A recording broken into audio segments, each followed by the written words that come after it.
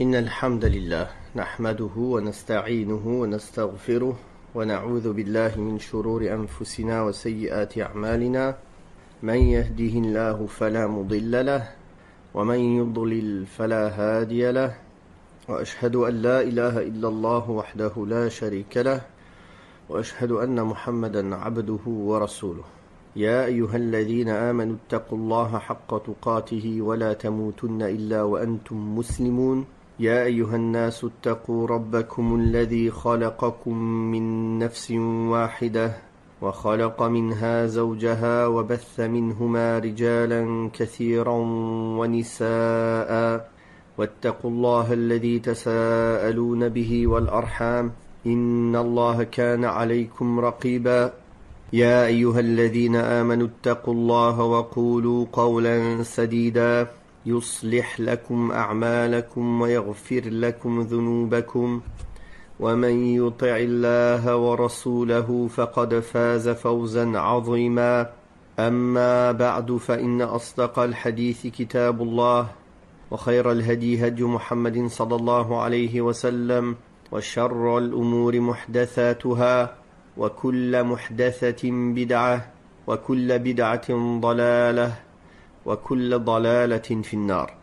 Nous continuons par la grâce et la permission d'Allah subhanahu wa ta'ala cette récitation et cette lecture du Coran al-Karim de Juz Tabarak, de la partie Tabarak, avec une explication et une exégèse succincte en langue française. Nous en sommes arrivés à la sourate Al-Insan, l'homme ou l'être humain, qui est de 31 versets et qui est une sourate médinoise.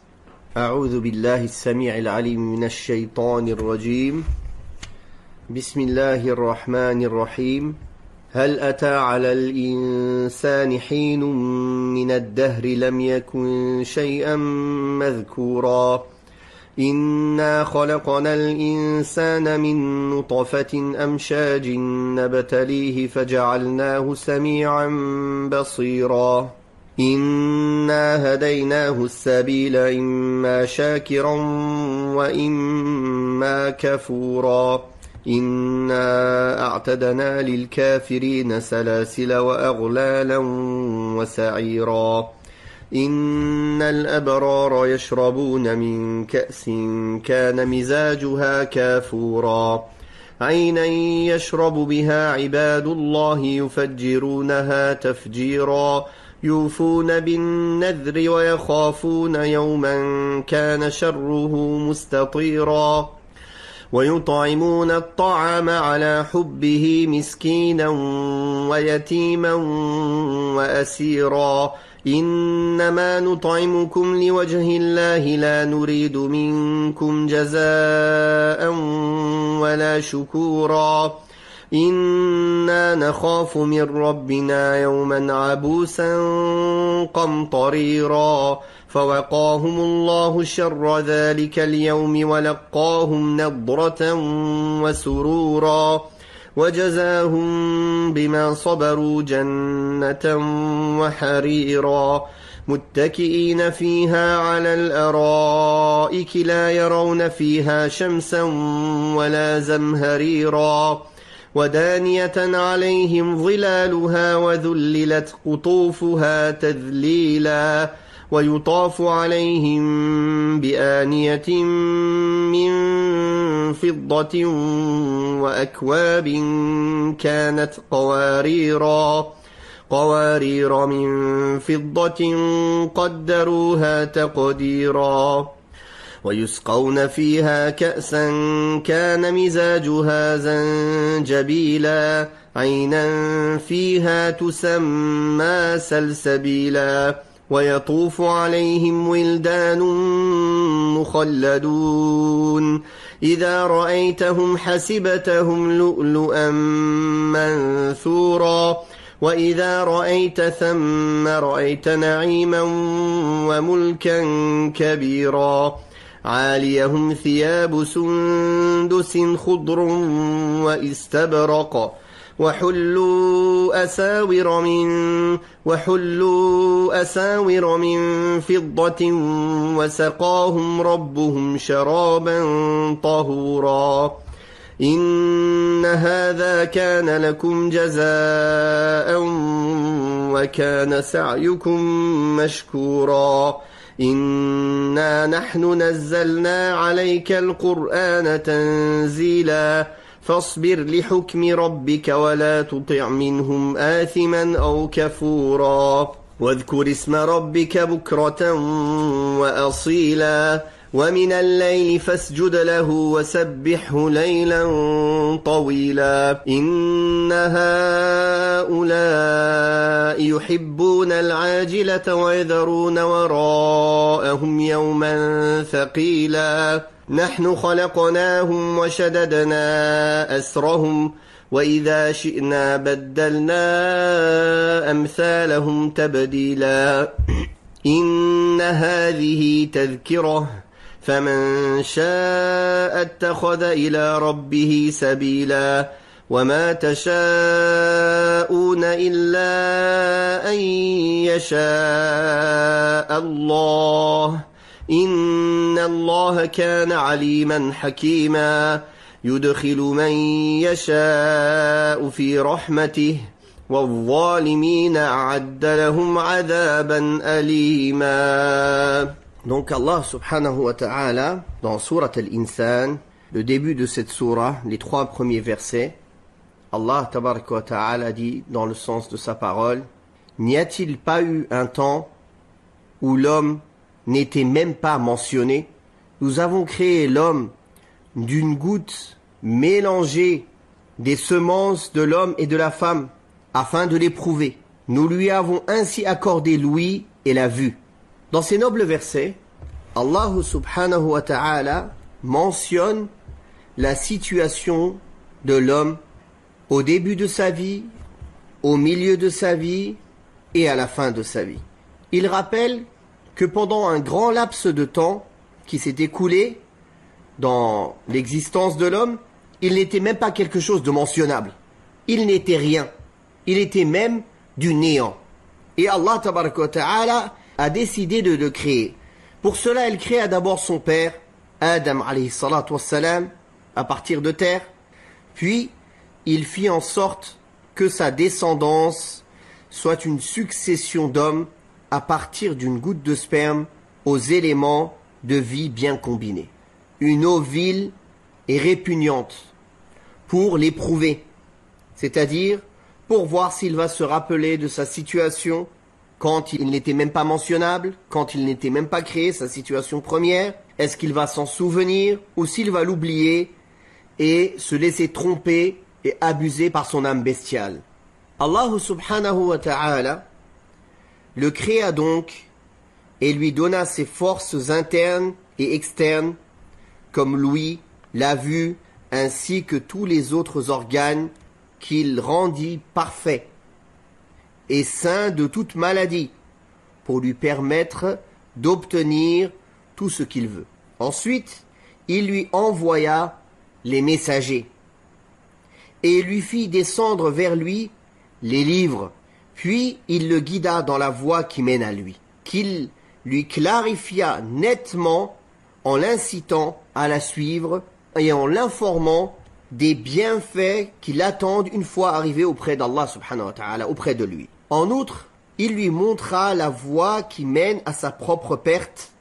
Il le mit en garde contre le fait de suivre la voie de l'égarement et de la perte, et l'informa de ce qui l'attendait s'il l'empruntait, en l'éprouvant en cela. À partir de là, les hommes se divisèrent en 2 groupes. Ceux qui sont reconnaissants des bienfaits d'Allah subhanahu wa ta'ala et qui s'acquittent des droits d'Allah subhanahu wa ta'ala, et ceux qui sont mécréants, ingrats et infidèles à Allah subhanahu wa ta'ala et ne reconnaissent pas ses bienfaits spirituels et mondains en empruntant la voie qui mène à leur perte. Et ils ne font aucun mal à Allah subhanahu wa ta'ala. En cela, ils ne se font du mal qu'à eux-mêmes. Ensuite, Allah subhanahu wa ta'ala montra la situation des 2 groupes au moment de la rétribution, en disant, dans le sens de sa parole, Donc après le 3e verset, on a oublié de lire le 3e verset tout à l'heure. Et nous lui avons exposé le chemin du bien et du mal, afin qu'il soit croyant reconnaissant ou mécréant ingrat. Donc ça c'était le 3e verset, dans le sens. Puis il a dit, nous avons préparé pour les mécréants des chaînes, des carcans et un brasier. Quant aux gens de bien, ils boiront d'une coupe de vin mélangée à du camphre. Allah Ta'ala cite qu'il a préparé aux négateurs, aux mécréants, des chaînes, carcans, brasiers, châtiments, contrairement aux hommes vertueux qui boiront des coupes remplies d'un breuvage ayant la fraîcheur du camphre. Ceux qui ont nié Allah subhanahu wa ta'ala, qui ont rejeté la foi, qui ont accusé de mensonges ses messagers, qui ont commis des péchés, alors dans le feu de l'enfer, des chaînes les attendent. Comme Allah tabaraka wa ta'ala a dit dans un autre verset, dans le sens, puis à une chaîne de 70 coudées, enroulez-le. ثم في سلسلة ذرعها 70 ذراعا فاسلكوه. Voilà ce qui attend les mécréants, ceux qui se sont entêtés dans l'égarement. Puis des carcans, dans lesquels ils seront attachés et enchaînés. Et un brasier, c'est-à-dire un feu qui brûlera leur corps, lesquels serviront de combustible à ce feu. Allah tabaraka wa ta'ala a dit, en parlant de leur corps, qui serviront de combustible à ce feu, chaque fois que leur peau aura été consumée, nous leur en donnerons une autre en échange, afin qu'ils savourent toute l'horreur de leur supplice. Kullama nadijat juluduhum baddalnahum juludan ghayraha liyadhuqul adhab. Et ce châtiment sera éternel, sans fin, à tout jamais. À la différence des vertueux. Qu'Allah tabaraka wa ta'ala, pour qui Allah tabaraka wa ta'ala a préparé des coupes remplies d'un breuvage ayant la fraîcheur du camphre. Les vertueux, ceux dont le cœur est pur, en ce qu'ils renferment comme amour d'Allah subhanahu wa ta'ala et sa connaissance, ainsi que les bonnes vertus dont s'imprègnent leurs organes et leurs actes. Ces vertueux-là boiront dans ces coupes remplies d'un breuvage, une boisson agréable, faite d'un mélange de vin qui n'enivre pas, mélangé à du camphre, afin qu'il le rende doux et frais. Ce camphre est d'une extrême saveur et ne contient aucun des défauts du camphre terrestre mondain de ce bas monde. Dans la mesure où les défauts qui se trouvent dans les choses terrestres, dont Allah nous informe qu'elles se trouvent au paradis, ne se trouvent pas dans celles du paradis. C'est-à-dire toutes les choses et les fruits et les objets dont Allah Ta'ala parle qu'il y a au paradis, ils ont le même nom, mais ils n'ont pas la même nature. Ils n'ont que les côtés positifs amplifiés et aucun côté négatif de ces choses qui pourraient être sur cette terre. Et Allah Tabaraka wa Ta'ala, en citant les choses qu'il y a, les choses, les bienfaits, les délices qu'il a préparés au paradis pour ses serviteurs, il dit dans le sens de sa parole, parmi des jujubiers soigneusement taillés et des bananiers au régime bien garni, fi sidrin makhdoud wa talhim mandoud. Il a dit aussi, à eux la demeure de la paix auprès de leur Seigneur, lahum darus salami inda rabbihim. Il a dit aussi, ils auront des épouses pures, wa azwajum mutahhara. Il a dit aussi, ce paradis contenant tout ce qui flatte l'âme et qui réjouit les yeux.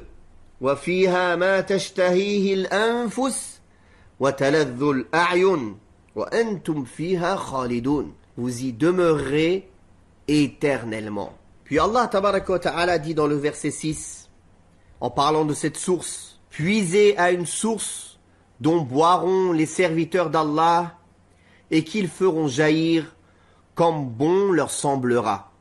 C'est-à-dire que ce breuvage agréable qu'ils boiront, ils ne craindront jamais de le voir s'épuiser, puisque sa source ne s'épuisera jamais, dans la mesure où c'est une source jaillissant pour toujours, au profit des serviteurs d'Allah, qui pourront la faire jaillir eux-mêmes comme ils le voudront. Ils la feront circuler comme ils le voudront, vers les jardins fleuris, entre les palais et les demeures splendides, ou de n'importe quel côté de leur choix.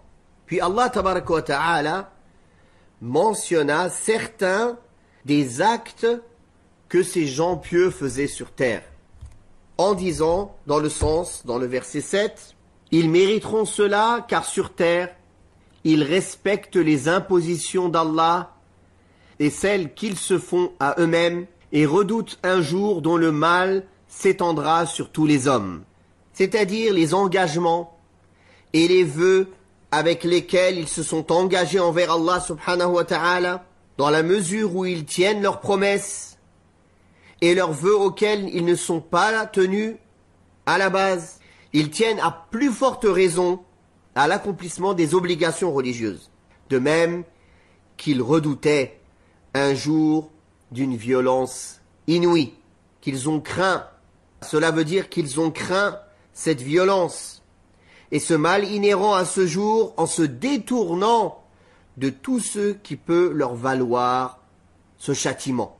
Et dans le verset 8, Allah tabaraka wa ta'ala dit dans le sens, « Ils offrent aux pauvres, à l'orphelin et aux prisonniers de la nourriture malgré leurs propres désirs et besoin d'en manger. » C'est-à-dire qu'ils n'ont d'autre but dans leurs dépenses que la face d'Allah subhanahu wa ta'ala, car Allah ta'ala dit dans le sens, dans le 9e verset, en se disant, nous vous nourrissons uniquement pour la face d'Allah, sans attendre de vous ni récompense, ni remerciement. Donc le bien qu'ils faisaient pour eux-mêmes, ils l'ont fait aussi pour les autres. Et ils étaient prêts même à faire des sacrifices, malgré leur désir d'être riches et bien nourris. Et ils donnaient la préférence à l'amour d'Allah sur l'amour de leurs propres choses qu'ils aiment. Et ils se souciaient de nourrir les plus nécessiteux parmi les gens, les indigents, les orphelins, le captif. Et tout cela, ils l'ont fait sans autre but dans leurs dépenses que la face d'Allah subhanahu wa ta'ala. Sans attendre de remerciements, sans attendre de récompenses matérielles, ni rien. Puis, dans le 10e verset, Allah tabaraka wa ta'ala dit en parlant d'eux dans le sens qu'ils disent « Nous redoutons de la part de notre Seigneur un jour qui verra les visages renfrognés et les fronts plissés. Un jour plein d'angoisse et de malheur. Un jour de détresse et de gêne. Et c'est pour cela qu'ils ont fait ces actes. Par amour d'Allah, subhanahu wa ta'ala, et par crainte de ce jour terrible. Puis, dans le 11e verset, Allah ta'ala dit dans le sens, Allah les protégera du mal de ce jour, fera resplendir leur visage et comblera leur cœur de joie. En récompense de leur patience, il les fera entrer au paradis et les vêtira de soie. Ils y seront confortablement installés sur des divans somptueux et n'y connaîtront ni soleil ardent, ni froid glacial. Allah tabaraka wa ta'ala les mettra à l'abri de la grande frayeur et les anges les accueilleront en leur disant « Voici le jour qui vous était promis » et il leur fera connaître la splendeur sur leur visage et la joie dans leur cœur. Il leur fera réunir la félicité extérieure et la félicité intérieure. Il les gratifiera par ceux qu'ils auront endurés sur cette terre dans l'obéissance d'Allah tabaraka wa ta'ala, en œuvrant dans cette voie autant que faire se peut et en se détournant des péchés, de même qu'en persévérant et en patientant devant les décrets d'Allah subhanahu wa ta'ala douloureux, sans se fâcher, sans se mettre en colère, sans s'irriter contre cela. Et Allah leur donnera en échange de cela le paradis, le lieu de toutes les félicités, le lieu de tous les délices, dépourvu de tout souci, dépourvus de toute préoccupation, habillés de soie. Et comme il a dit dans un autre verset, ils seront parés de bracelets d'or et de perles et vêtus de soie.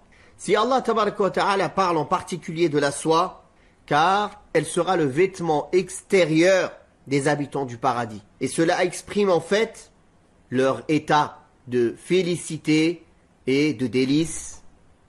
Ils seront là-bas accoudés sur des lits somptueux, dans un état de quiétude et de sérénité, de luxe et de béatitude absolue. Ils n'auront à subir ni froid glacial, ni chaleur ardente dans le paradis. Rien ne les gênera. Bien plus que cela, ils passeront tous leurs moments dans une ombre bienfaisante où il n'y aura ni chaleur ni froid qui indisposeront leur corps. Puis Allah tabaraka wa ta'ala dit, dans le sens à partir du verset 14, « Les ombrages du paradis les couvriront de près et ses fruits seront toujours à portée de main. On fera circuler entre eux des récipients d'argent et des coupes translucides faites d'argent aussi transparent que le verre, dont ils doseront exactement le contenu en fonction de leur soif. Ils y seront abreuvés d'une coupe de vin mélangée à du gingembre, puisée dans une source que les hôtes du paradis disent délicieuse. Parmi eux circuleront des servants d'une éternelle jeunesse qu'on prendrait à les voir pour des perles disséminées. Ils seront donc ombragés et tous les fruits du paradis leur seront accessibles, qu'ils soient debout, assis ou allongés. Et parmi les élus du paradis, il fera circuler des serviteurs, des garçons immortels, des enfants immortels, avec des vases d'argent et des coupes transparentes, cristallines. C'est-à-dire que la matière de ces coupes est faite d'argent et sous forme de cristal. Ce qui est une chose prodigieuse, à savoir que l'argent épais, à l'essence pure et à la matière noble, aura la clarté et la pureté du cristal. Ces coupes en cristal d'argent, dont le contenu sera dosé à leur convenance, c'est-à-dire tant qu'ils veulent, ou bien selon leurs besoins, ni trop peu, ni trop, ou bien tant qu'ils le désireront, et ils boiront dans ces coupes une liqueur ayant la saveur du gingembre, avec un goût et une odeur particulière, magnifique, puisée à une source nommée là-bas, Salsabil, une source délicieuse, appelée Salsabil, en raison de sa saveur, de son excellence et de son abondance. Et parmi eux circuleront des enfants immortels, tellement beaux et tellement nombreux que l'on croirait qu'ils sont des perles éparpillées. Regardez dans ce monde comment l'être humain aime les petits enfants, tout mignons, tout purs, tout gentils. Rien qu'en les regardant, il est heureux. Cela réjouit son cœur. Alors au paradis, il y aura des milliers de servants ou un nombre indénombrable qu'Allah seul connaît de servants qui sont tous des enfants du paradis, éternellement enfants qui sont beaux et éparpillés comme des perles. Allahu Akbar. Juste pour être au service des gens du paradis. Ces enfants ont été créés dans le paradis. Ce sont les enfants du paradis qui sont là pour être au service des gens du paradis, qui ne vieilliront jamais. En plus de cela, ce ne sont pas des enfants qui posent des problèmes. On n'a pas besoin de s'occuper d'eux. On n'a pas besoin de les nettoyer. On n'a pas besoin de les reprendre quand ils font des bêtises. C'est-à-dire, il n'y a que les bons côtés des enfants. Et non pas les mauvais côtés et les difficultés. Ces enfants-là, qui circuleront parmi eux, pour se mettre à leur service et à leur disposition, leur apportant nourriture, boissons et autres. Ces garçons immortels, qui ont été créés d'une manière parfaite. Et quand on les voit, comme on a déjà dit, à les voir dévoués au service des élus du paradis, et dans leur excellence, on les prendrait pour des perles dispersées. Ceci est le summum de la félicité pour les élus du paradis.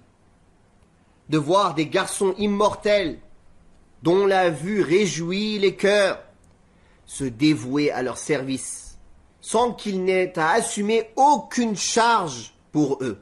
Puis Allah tabaraka wa ta'ala a dit dans le sens du verset à partir du verset 20, où que l'on porte son regard au paradis, on ne voit que délices et royaumes immenses.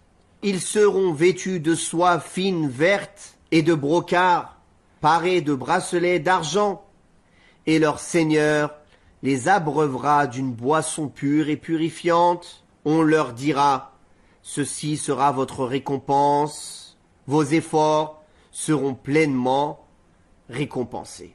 Qu'Allah nous inscrive parmi ceux-là. Quand on jette un regard dans le paradis de la félicité, dans lequel baigneront les élus d'Allah subhanahu wa ta'ala, on n'y voit que des délices. Tu n'y verrais que des délices et faste royal. Tu verras l'un d'eux posé comme un roi, posséder des palais et des demeures embellies et fastueuses, ce qu'aucune imagination ne peut décrire. Ce qui n'existe pas sur terre, ce que nul œil n'a jamais vu, nulle oreille n'a jamais entendu, et nul cœur humain n'a jamais imaginé. Il aura comme jardin fleuri, fruits accessibles, rivières coulant entre les jardins. Il aura comme oiseaux paradisiaques, ce qui réjouit les cœurs et emplit de bonheur les âmes. Il aura des épouses parfaites dans leur beauté et leur élégance, réunissant la beauté extérieure et intérieure, ce qui emplit les cœurs de béatitude, de joie et d'allégresse. Il aura aussi autour de lui des garçons immortels et des serviteurs perpétuels qui lui assurent toute la quiétude et la sérénité recherchée, et pour que sa félicité soit parfaite et son allégresse complète. En plus de tout cela, et au-dessus de tout cela, et comme récompense sublime, il jouira de la vue de son Seigneur subhanahu wa ta'ala, de tout miséricordieux, de l'audition de ses paroles, de la jouissance de sa proximité et de la béatitude de sa satisfaction. Tout cela dans une éternité et une augmentation constante, sans jamais se lasser. Une félicité dont l'augmentation est constante et dans laquelle il baignera, sans fin. Gloire à Allah, subhanahu wa ta'ala. Le roi possesseur de toutes choses, la vérité évidente et absolue, dont les ressources ne s'épuisent jamais, de même qu'il n'y a pas de limite à ses attributs, il n'y a aucune limite à sa bienfaisance et à sa bonté, subhanahu wa ta'ala. D'ailleurs, il couvrira les habitants du paradis de satin vert et de brocart. Ils seront majestueux dans leurs habits de satin vert et de brocart.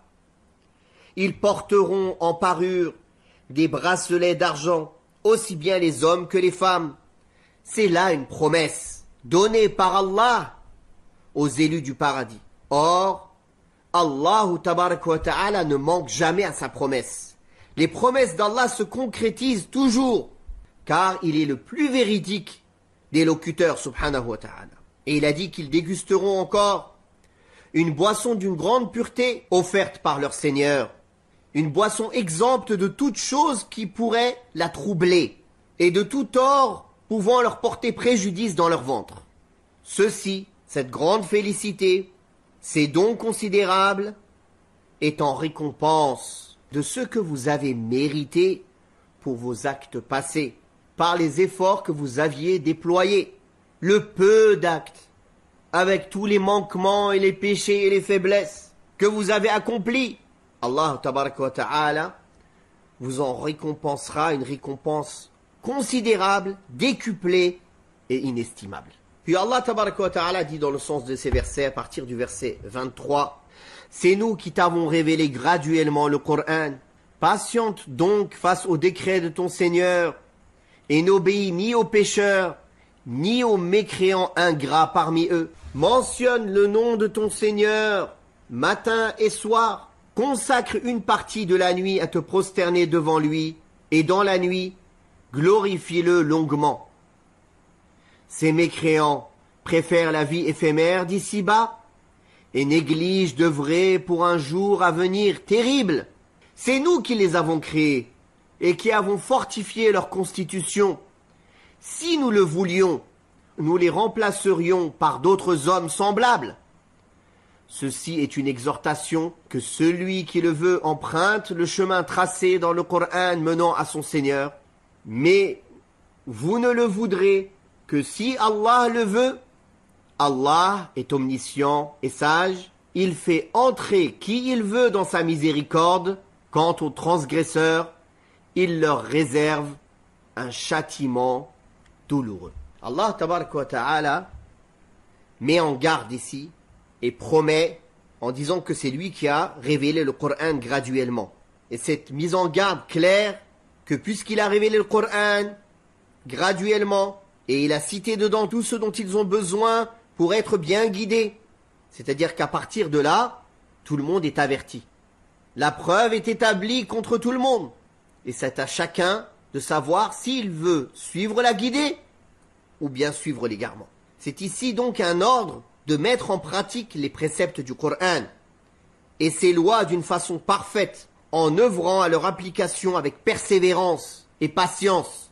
C'est pour cela qu'Allah tabaraka wa ta'ala a dit: supporte donc avec patience ce qu'Allah a décrété et n'obéis à aucun infidèle parmi eux, qu'il soit ingrat ou pécheur. C'est-à-dire sois patient devant les décrets divins, que cela soit des décrets universels ou bien les décrets religieux, les lois religieuses, et n'en sois pas irrité. Ne te laisse pas détourner de cela par quiconque, et n'obéis à aucun entêté parmi les mécréants et les pécheurs. Car l'obéissance aux mécréants, aux prédicateurs, aux prévaricateurs ou aux pervers ne se fera que dans le péché, car ils ne t'appelleront qu'à ceux qui vont dans le sens de leur passion.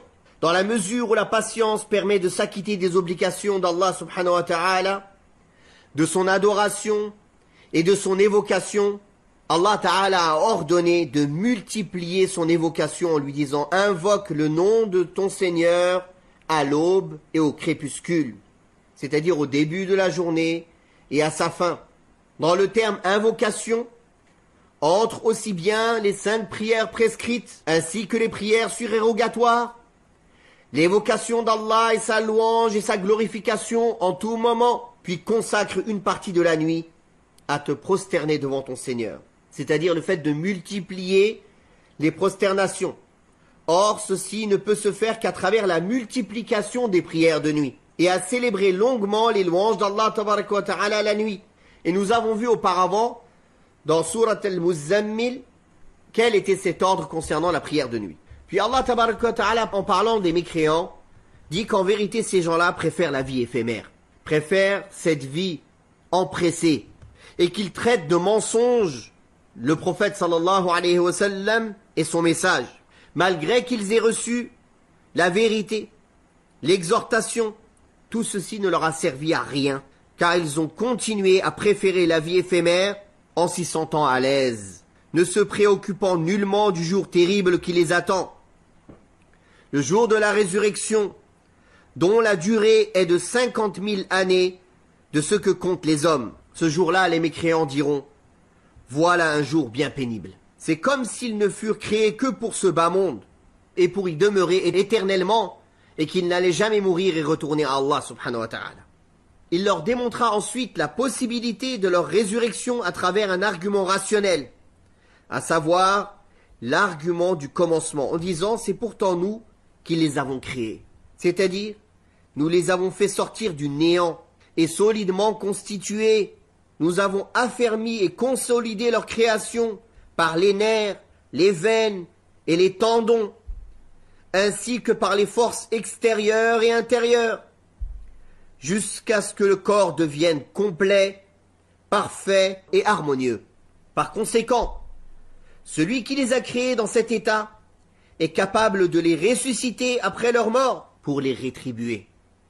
En outre, il ne convient pas à celui qui les a fait passer dans cette demeure à travers ces étapes de les laisser livrer à eux-mêmes sans recevoir d'ordre ni d'interdit, sans être récompensés ni châtier. C'est pour cela qu'il a dit dans le sens, et si nous le voulions, nous les remplacerions aisément par d'autres êtres identiques à eux. C'est-à-dire que nous les recréerons pour la résurrection en leur redonnant leur essence d'existence et ils seront pareils à eux dans leur essence.